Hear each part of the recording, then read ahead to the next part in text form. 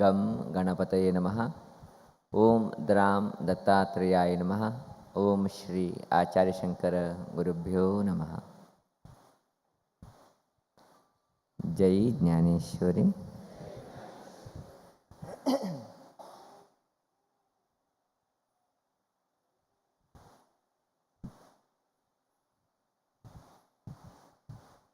ಪ್ರಥಮತಃ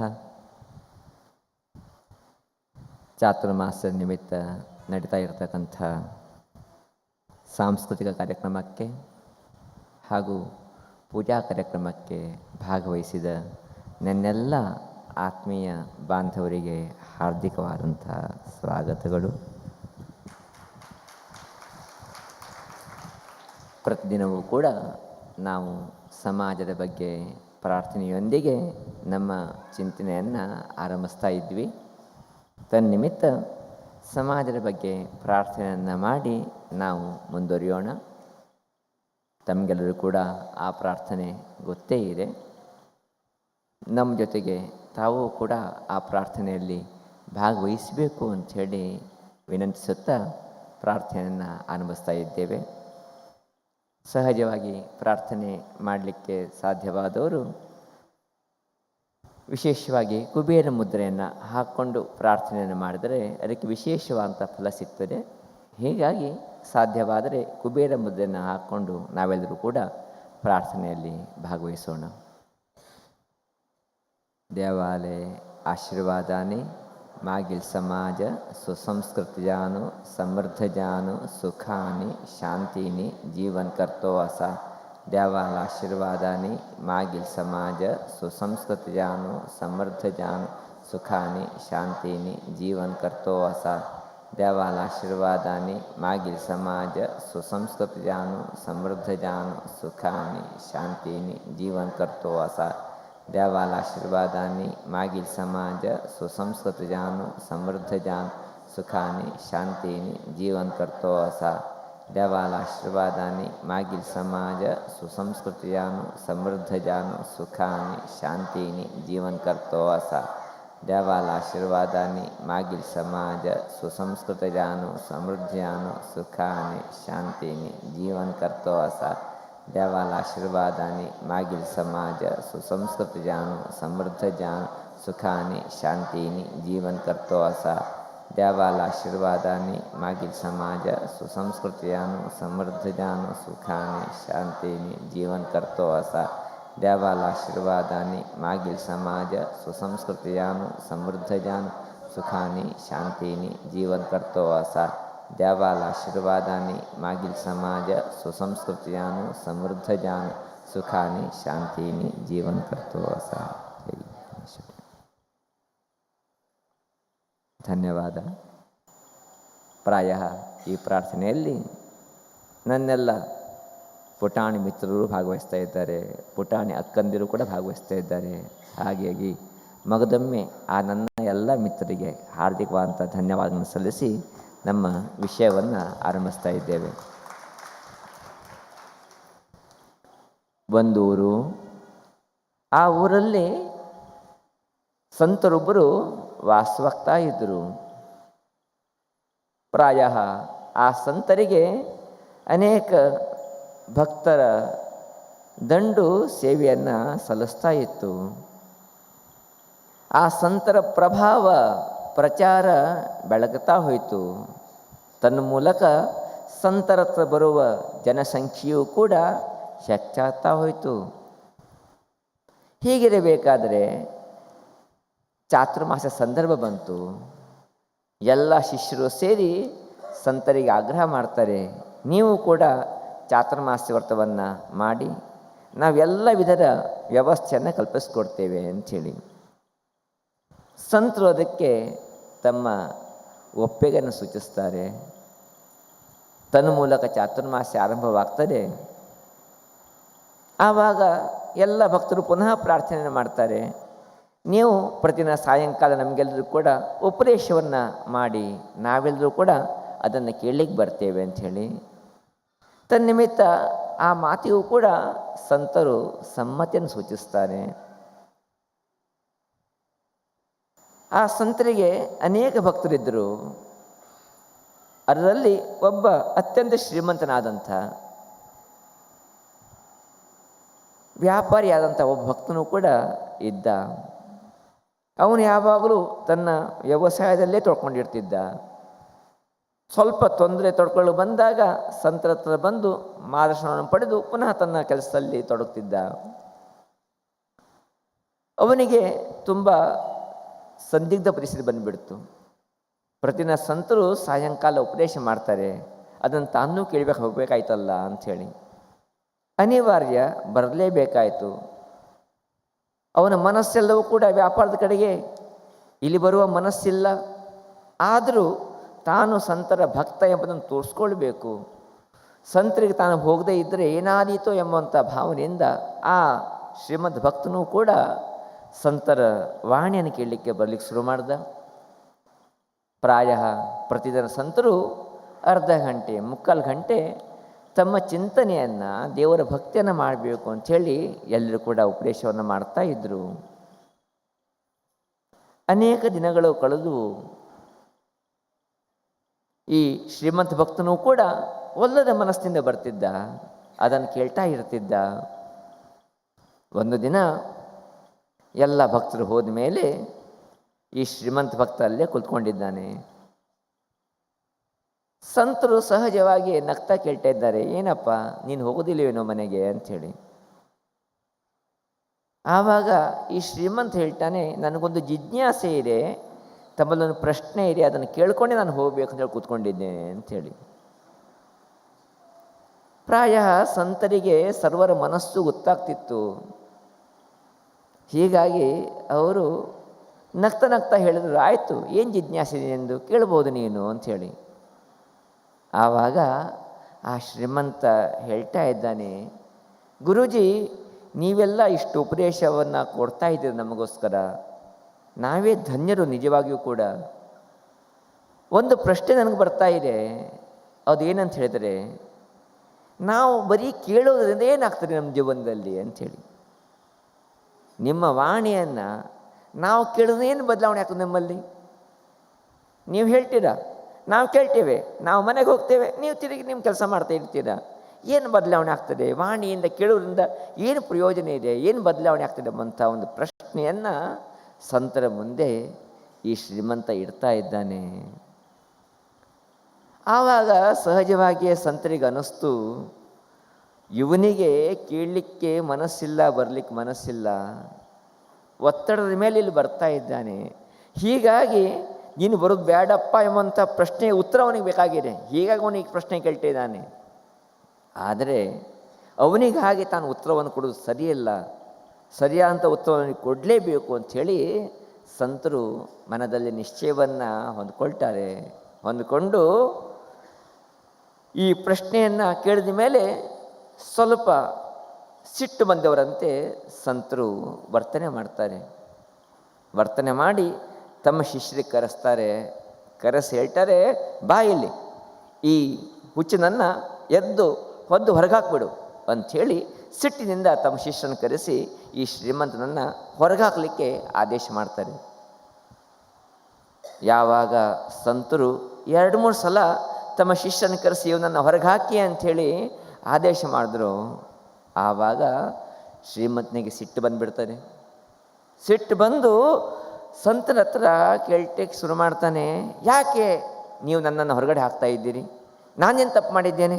ಯಾಕೆ ನೀವು ನನ್ನನ್ನು ಈ ರೀತಿ ಹೊರಗೆ ಹಾಕಲಿಕ್ಕೆ ನೀವು ಶಿಷ್ಯರಿಗೆ ಹೇಳ್ತಿದ್ದೀರಿ ಅಂಥೇಳಿ ರಂಪಾಟ ಮಾಡಲಿಕ್ಕೆ ಶುರು ಮಾಡ್ತಾನೆ. ಯಾವಾಗ ಆ ಶ್ರೀಮಂತ ರಂಪಾಟ ಮಾಡಲಿಕ್ಕೆ ಶುರು ಮಾಡ್ತಾನೋ ಆವಾಗ ಸಂತರು ಪುನಃ ನಗುಮಗುವನ್ನು ಹೊಂದ್ತಾರೆ. ನಗುಮವನ್ನು ಹೊಂದಿ ಅವನಿಗೆ ಕೈ ಸನ್ನೆ ಮಾಡ್ತಾರೆ, ಶಾಂತವಾಗಿರಪ್ಪ ಅಂಥೇಳಿ. ಆವಾಗ ಅವನು ಶಾಂತನಾಗ್ತಾನೆ. ಶಾಂತನಾದ ತಕ್ಷಣ ಸಂತರು ಅವನಿಗೆ ಕೇಳ್ತಾ ಇದ್ದಾರೆ, ನಿನ್ನ ಪ್ರಶ್ನೆಗೆ ಉತ್ತರ ಸಿಕ್ತೆ ಅಂಥೇಳಿ. ನಿನ್ನ ಪ್ರಶ್ನೆಗೆ ಉತ್ತರ ಸಿಕ್ತೆ ಅಂಥೇಳಿ ಸಂತರು ಆಮೇಲೆ ಶ್ರೀಮಂತನಿಗೆ ಕೇಳ್ತಾ ಇದ್ದಾರೆ. ಆವಾಗ ಶ್ರೀಮಂತ ಗಲ್ಬಿಲ್ಲಿ ಬೀಳ್ತಾನೆ. ತನ್ನ ಪ್ರಶ್ನೆಗೆ ಉತ್ತರ ಅಂತ ಹೇಳಿದರೆ, ನೀನು ಹೇಳಿದ್ದಿಲ್ಲಪ್ಪ ಬರೀ ಕೇಳೋದ್ರೆ ಏನಾಗ್ತದೆ ಅಂಥೇಳಿ. ಕೇಳೋದ್ರಿಂದ ಆಗೋದಿದೆಯಾ?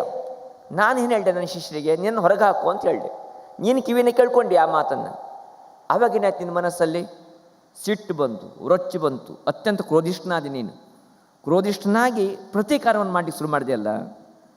ಕೇಳುವುದರಲ್ಲಿ ಏನೂ ಆಗುವುದಿಲ್ಲ ಅಂತಲ್ಲ, ಕೇಳೋದ್ರಿಂದಲೂ ಕೂಡ ಪರಿಣಾಮ ಆಗ್ತದೆ. ಅದನ್ನು ನಾವು ಸ್ವಲ್ಪ ಮನಸ್ಸಿಗೆ ಹಚ್ಚಿಕೊಂಡರೆ ನಾವು ಜೀವನದಲ್ಲಿ ಬದಲಾವಣೆ ಮಾಡಲಿಕ್ಕೆ ಆಗ್ತದೆ. ಆ ನಿಮಿತ್ತ ಕೇಳುವುದರಿಂದ ಏನೂ ಆಗುವುದಿಲ್ಲ ಎಂಬುದನ್ನು ತಿಳ್ಕೊಳ್ಳೋದು ಬೇಡ, ಕೇಳುವುದರಿಂದಲೂ ಕೂಡ ಪರಿಣಾಮವಾಗ್ತದೆ ಎಂಬಂಥ ಮಾತನ್ನು ಯಾವಾಗ ಸಂತರು ಆ ಶ್ರೀಮಂತನಿಗೆ ಹೇಳ್ತಾರೋ ಆವಾಗ ಶ್ರೀಮಂತನ ಕಣ್ಣಲ್ಲಿ ಗಳಗಳ ನೀರು ಬರ್ತದೆ. ಅವನಿಗೆ ಅನ್ನಿಸ್ತದೆ, ಗುರುಗಳು ನನ್ನನ್ನು ಹೊರಗೆ ಹಾಕು ಅಂತ ಹೇಳಿದ್ದು ನನ್ನ ಪ್ರಶ್ನೆಗೆ ಉತ್ತರ ಕೊಡಲಿಕ್ಕೆ ಆಗೇ ವಿನಃ ನನ್ನನ್ನು ದಪ್ಪ ಹಾಕಲಿಕ್ಕಲ್ಲ.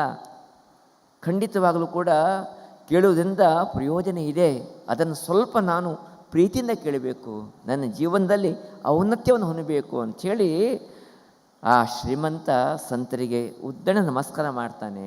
ಮಾಡಿ ತಾನು ಪ್ರಶ್ನೆಗಳೇ ತಪ್ಪಾಯಿತು, ನನ್ನ ಮನಸ್ಸು ವ್ಯಾಪಾರದಲ್ಲೇ ಲೀನವಾಗಿತ್ತು, ಹೀಗಾಗಿ ಇಲ್ಲಿ ಸಮಯ ವೇಸ್ಟ್ ಆಗ್ತಿದೆಯಲ್ಲ ಎಂಬುವಂಥ ದೃಷ್ಟಿಯಿಂದ ಪ್ರಶ್ನೆ ಕೇಳಿದೆ.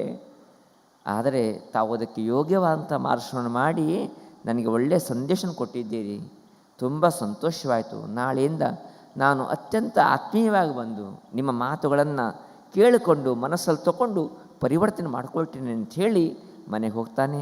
ತನ್ನ ಮೂಲಕ ಅವನ ಜೀವನದಲ್ಲಿ ಪರಿವರ್ತನೆ ಮಾಡಿಕೊಳ್ತಾನೆ ಎಂಬುವಂಥ ಕಥೆಯನ್ನು ಕೇಳಿದ ಮೇಲೆ ನಮ್ಗೆ ಹುಟ್ಟತಕ್ಕಂಥ ಸತ್ಯ ಯಾವುದು? ನಾವು ಯಾವಾಗ ಸರಿಯಾದ ಮನಸ್ಸಿನಿಂದ ಕೇಳ್ತೀವಿಯೋ, ಸರಿಯಾದ ಮನಸ್ಸಿಟ್ಟು ನಾವು ಶ್ರವಣವನ್ನು ಯಾವಾಗ ಮಾಡ್ತಾ ಹೋಗ್ತೀವಿಯೋ ಆವಾಗಲೇ ನಮ್ಮ ಜೀವನದಲ್ಲಿ ಬದಲಾವಣೆಗಳು ತನ್ನಿಂತಾನೇ ಆಗ್ತಾ ಹೋಗ್ತೇವೆ ಅಂಥೇಳಿ. ನಾವು ಕೇಳೋದನ್ನು ಇಲ್ಲೇ ಬಿಟ್ಟು ಮನೆಗೆ ಹೋಗೋದು, ಇಷ್ಟೇ ಮಾಡಿದರೆ ನಮ್ಮ ಸಮಯ ವ್ಯರ್ಥವಾಗ್ತದೆ ಹೊರತು ಯಾವುದೇ ರೀತಿಯ ಪ್ರಯೋಜನ ನಮ್ಮಲ್ಲಿ ಆಗಲಿಕ್ಕೆ ಸಾಧ್ಯವಿಲ್ಲ. ಹೀಗಾಗಿ ಮೊಟ್ಟ ಮೊದಲು ನಾವು ಜೀವನದಲ್ಲಿ ಪರಿವರ್ತನೆ ಆಗಲೇಬೇಕಾದರೆ ಮೊಟ್ಟ ಮೊದಲು ಕೇಳುವಂಥ ಒಂದು ಸ್ಥೈರ್ಯತೆಯನ್ನು, ಸಾಮರ್ಥ್ಯವನ್ನು ನಾವು ಬೆಳೆಸ್ಕೊಳ್ಳೇಬೇಕಾಗ್ತದೆ.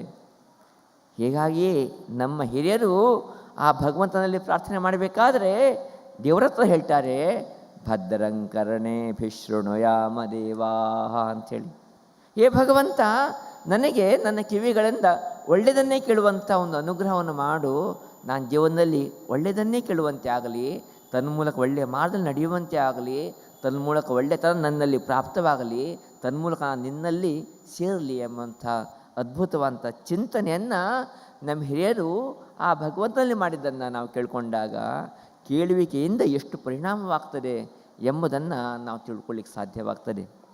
ಆ ನಿಟ್ಟಿನಲ್ಲಿ ನಾವೆಲ್ಲರೂ ಕೂಡ ಸಹ ಅತ್ಯಂತ ಪ್ರೀತಿಯಿಂದ ಶ್ರದ್ಧೆಯಿಂದ ಯಾವಾಗ ಕೇಳ್ತಾ ಹೋಗ್ತೀವಿಯೋ ಆವಾಗ ನಮ್ಮಲ್ಲಿ ಪರಿವರ್ತನೆಗಳು ತನ್ನಿಂತಾನೇ ಸಹಜವಾಗಿ ಆಗ್ತಾ ಹೋಗ್ತವೆ.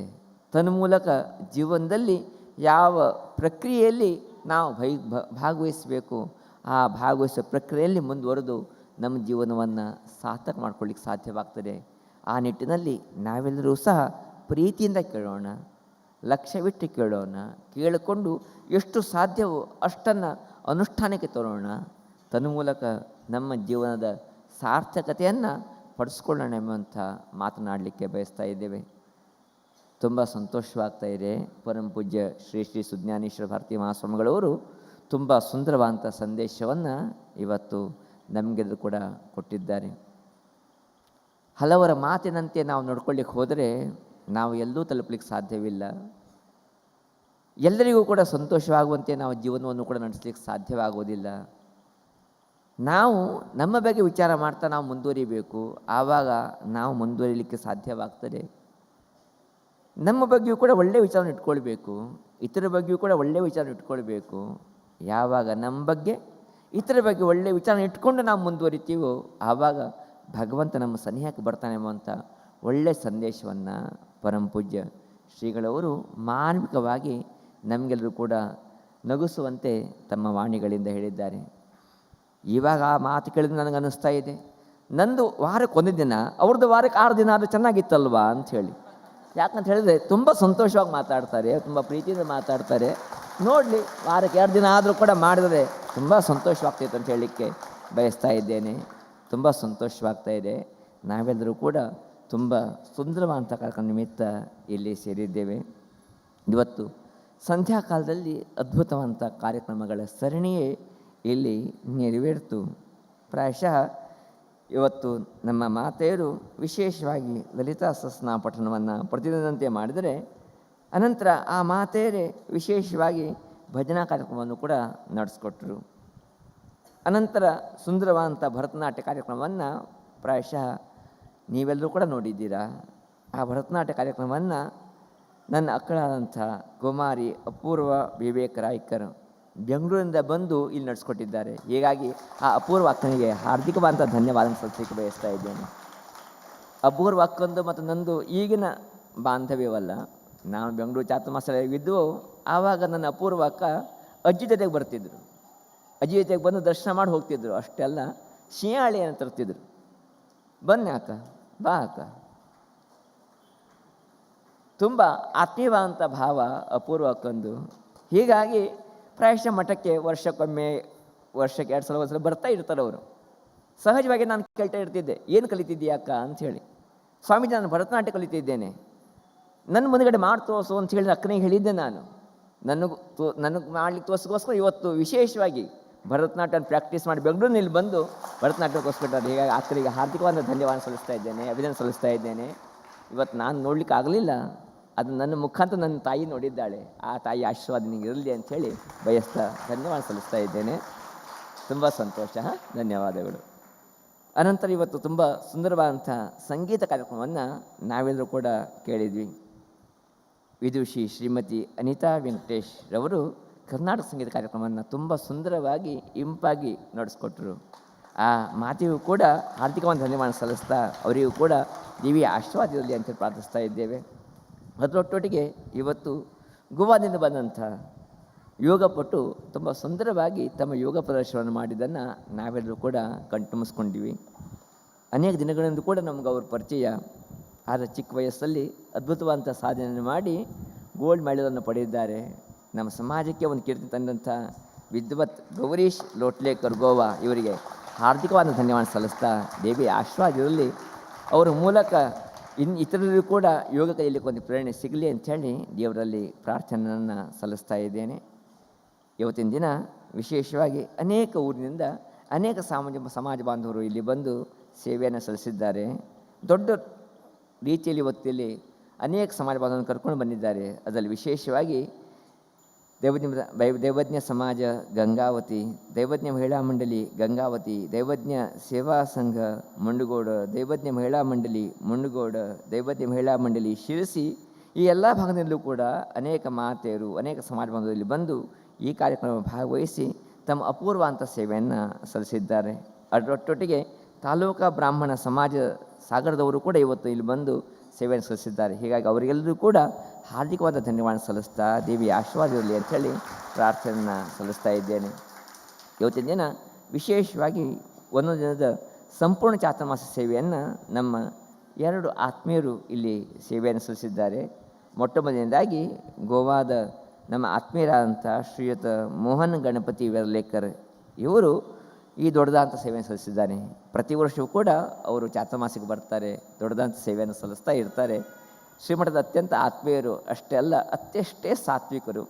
ಹೀಗಾಗಿ ದೊಡ್ಡ ಸೇವೆ ಸಲ್ಲಿಸಿದಂಥ ಶ್ರೀಯುತ ಮೋಹನ್ ವೆರ್ಲೇಕರ್ ಅವರಿಗೆ ಮತ್ತು ಅವರೆಲ್ಲ ಕುಟುಂಬದವರಿಗೆ ಹಾರ್ದಿಕ ಧನ್ಯವಾದ ಸಲ್ಲಿಸ್ತಾ ದೇವಿಯ ಆಶೀರ್ವಾದ ಇಲ್ಲಿ ಅಂತ ಪ್ರಾರ್ಥನೆ ಸಲ್ಲಿಸ್ತಾ ಇದ್ದೇವೆ. ಅದರೊಟ್ಟೊಟ್ಟಿಗೆ ಸಾಗರದೇ ಆದಂಥ ನಮ್ಮ ಆತ್ಮೀಯರಾದಂಥ ಶ್ರೀಯುತ ಅಶೋಕ್ ರೇವಣ್ಕರ್ ಅವರು, ಶ್ರೀಮತಿ ಗಾಯತ್ರಿ ಮತ್ತು ಶ್ರೀಯುತ ಅಶೋಕ್ ರೇವಣ್ಕರ್ ಅವರು ಕೂಡ ಈ ದೊಡ್ಡದಾದಂಥ ಸೇವೆಯನ್ನು ಇವತ್ತು ಸಲ್ಲಿಸಿದ್ದಾರೆ. ತುಂಬ ಆತ್ಮೀಯರು ಅಷ್ಟೇ ಅಲ್ಲ, ತುಂಬ ಸೇವಾ ಮನೋಭಾವದವರು. ಇಲ್ಲಿ ಚಾತುರ್ಮಾಸದಲ್ಲೂ ಕೂಡ ನಿರಂತರವಾದ ಸೇವೆಯನ್ನು ಸಲ್ಲಿಸ್ತಾ ಇದ್ದಾರೆ. ಹೀಗಾಗಿ ಈ ದೊಡ್ಡ ಸೇವೆ ಸಲ್ಲಿಸಿದಂಥ ಶ್ರೀಯುತ ಅಶೋಕ್ ಮಾಮದವರು ಕೂಡ ಹಾರ್ದಿಕವಾದ ಧನ್ಯವಾದ ಸಲ್ಲಿಸ್ತಾ ದೇವಿಯ ಆಶೀರ್ವಾದ ಇರಲಿ ಅಂಥೇಳಿ ಪ್ರಾರ್ಥನೆ ಸಲ್ಲಿಸ್ತಾ ಇದ್ದೇನೆ. ಅದರೊಟ್ಟೊಟ್ಟಿಗೆ ಉದಯಾಸ್ತಮಾನ ಸೇವೆ ತುಂಬ ದೊಡ್ಡ ಸೇವೆ, ಇದು 50,000 ರೂಪಾಯಿ ಸೇವೆ. ಆ ಸೇವೆಯನ್ನು ನಮ್ಮ ಗೋವಾದ ಕಾರ್ಮೋಲಿಯಂ ಇಲ್ಲಿಯ ಸಮಾಜ ಬಾಂಧವರು ಇವತ್ತು ಸೇವೆಯನ್ನು ಸಲ್ಲಿಸಿದ್ದಾರೆ. ಪ್ರಾಯಶಃ ತುಂಬ ದೊಡ್ಡ ಸೇವೆಯನ್ನು ಪ್ರತಿ ವರ್ಷವೂ ಕೂಡ ಅವರು ಮಾಡ್ತಾ ಇರ್ತಾರೆ. ದೊಡ್ಡ ಮಟ್ಟದಲ್ಲಿ ಸಾಮಾನ್ಯ 50-60 ಜನ ಇವತ್ತು 250 ಕಿಲೋಮೀಟರ್, 300 ಕಿಲೋಮೀಟರ್ಗಿಂತ ದೂರದಿಂದ ಇವತ್ತು ಗೋವಾದಿಂದ ಇಲ್ಲಿ ಬಂದು ದೊಡ್ಡ ಸೇವೆಯನ್ನು ಸಲ್ಲಿಸಿದ್ದಾರೆ. ಆ ಸೇವೆಯ ರೂವಾರಿಗಳು ಯಾರೇ ಅಲ್ಲ, ಇದೀಗ ಮಾತ್ರ ತಾವೆಲ್ಲರೂ ಕೂಡ ನೋಡಿದ್ದೀರಿ, ವಿಜ್ಞಾನಿಗಳು ಅಂತೇಳಿ ನಾವು ಶಿವಾನಂದ ವೆರ್ಲೇಕರ್ ಹೇಳ್ತಾ ಇರ್ತೇವೆ. ವಿಜ್ಞಾನಿಗಳು ಅವರು ವಿಜ್ಞಾನದಲ್ಲಿ ತುಂಬ ಮುಂದುವರೆದವರು, ವಿಜ್ಞಾನವನ್ನು ಸೃಷ್ಟಿ ಮಾಡಿದವ ಭಗವಂತ ಅಂತ ಹೇಳಿ ಕೊನೆಗೆ ಭಗವಂತನಿಗೆ ಶರಣಾಗತರಾಗಿ ತಮ್ಮ ಸ್ವತಃ ದುಡ್ಡಿನಿಂದ ದೊಡ್ಡ ದೇವಾಲಯವನ್ನು ಕಟ್ಟಿದ್ದಾರೆ. ಗೋವಾದಲ್ಲಿ ಗಣಪತಿ ದೇವಾಲಯವನ್ನು ಕಟ್ಟಿ ಸೇವೆಯನ್ನು ಸಲ್ಲಿಸ್ತಾ ಇರ್ತಕ್ಕಂಥ ದೊಡ್ಡ ಕೀರ್ತಿ ಶ್ರೀಯುತ ಶಿವಾನಂದ ವೆಲೆಕರು ಸೇರ್ತಾರೆ. ಅಷ್ಟು ಒಳ್ಳೆಯ ಸಹೃದಯ ಭಕ್ತರು, ಆತ್ಮೀಯರು ಎಂದೂ ಕೂಡ ಮುಂದೆ ಹೋಗೋದಿಲ್ಲ. ತಾನು ಇಂಥವನು ಅಂತೂ ಹೇಳ್ಕೊಳ್ಳೋದೇ ಇಲ್ಲ. ಅಂಥ ಆತ್ಮೀಯರ ಅಂಥ ಶ್ರೀಯುತ ಶಿವಾನಂದ ವೆಲೇಕರವರಿಗೆ ಮತ್ತು ಕಾನೂರಲ್ಲಿ ಬಂದಂಥ ನನ್ನೆಲ್ಲ ಸಮಾಜ ಬಾಂಧವರಿಗೆ ಹಾರ್ದಿಕವಾದಂಥ ಧನ್ಯವಾದ ಸಲ್ಲಿಸ್ತಾ ಅವರಿಗೆ ಅಭಿನಂದನೆಗಳನ್ನು ಸಲ್ಲಿಸ್ಲಿಕ್ಕೆ ಬಯಸ್ತಾ ಇದ್ದೇನೆ. खूब बरे दिसले. गोवातून आले तुम्ही, माझी खूप मोठे सेवा दिले, त्याबद्दल तुम्ही सगळं धन्यवाद देता. देवीचे आशीर्वाद म्हणून ಪ್ರಾರ್ಥನೆ करता. असा ತುಂಬ ಸಂತೋಷವಾಗ್ತಾ ಇದೆ. ಇವತ್ತಿನ ದಿನ ಅನೇಕರು ಪಾದಪೂಜಾ ಸೇವೆಯನ್ನು, ಅನ್ನದಾನ ಸೇವೆಯನ್ನು, ಮಹಾ ಅನ್ನದಾನ ಸೇವೆಯನ್ನು ನೀಡಿ ಈ ಚಾತುರ್ಮಾಸ ಕಾರ್ಯಕ್ರಮಕ್ಕೆ ಮೆರುಗನ್ನು ತಂದುಕೊಟ್ಟಿದ್ದಾರೆ. ಹೀಗಾಗಿ ಅವರಿಗೆಲ್ಲರೂ ಕೂಡ ಅಭಿನಂದನೆ ಸಲ್ಲಿಸ್ತಾ ಆ ತಾಯಿಯ ಆಶೀರ್ವಾದ ಸದಾ ಸರ್ವದಾ ನಮ್ಮಿರಲಿರಲಿ ಅಂತೇಳಿ ಪ್ರಾರ್ಥಿಸ್ತಾ ಈ ನಮ್ಮ ಕಥೋಪದೇಶಕ್ಕೆ ವಿರಾಮವನ್ನು ಹಾಡ್ತಾ ಇದ್ದೇವೆ. ಇತಿ ಶ್ರೀಮನ್ನಾರಾಯಣ ಸ್ಮೃತಿಯ ಲೋಕಾಃ ಸಮಸ್ತಾಃ ಸುಖಿನೋ ಭವಂತು. ಹರಿ ಓಂ.